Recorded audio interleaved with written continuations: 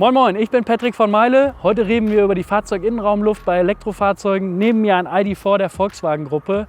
Und Fahrer oder Besitzer dieser Fahrzeuge sind natürlich zum einen nachhaltig unterwegs, zum anderen wollen sie natürlich verhindern, dass andere Abgase von Verbrennungsmotoren in ihrem eigenen Fahrzeug landen.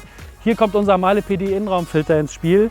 Der zeichnet sich besonders dadurch aus, dass er eine sehr hohe Filtrierungsrate hat, zum einen an Stickoxiden und auch an Feinstaub, neben der klassischen Filtration von zum Beispiel Pollen. Wichtig bei solchen Filterelementen ist natürlich auch, dass wir hier extremst viel Strömungsvolumen durch den Filter leiten können, trotz einer hohen Filtrierungsrate. Und wie der Filter jetzt eingebaut wird, das gucken wir uns jetzt am Fahrzeug an.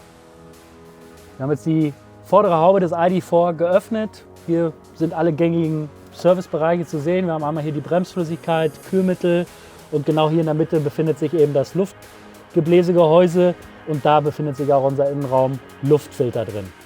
Hier können wir jetzt anfangen, das Filz einfach mal nach unten zu ziehen. Hier sind einfach nur zwei Haken, die man einfach mal kurz nach unten wegziehen muss. Dann kann man das nach oben klappen, hier oben einmal schön arretieren, damit es uns nicht mehr im Weg ist.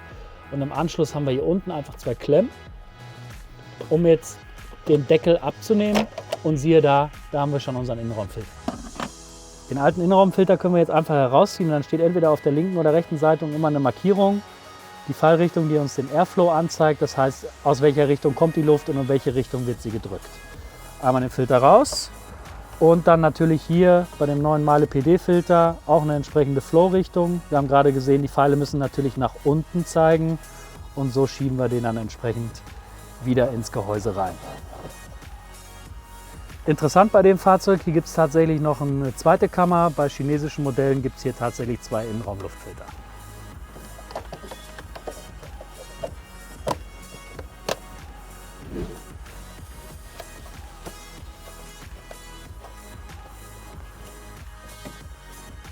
Ja, ihr seht, wie schnell und einfach dieser Einbau geht, auch bei einem Elektrofahrzeug überhaupt kein Problem.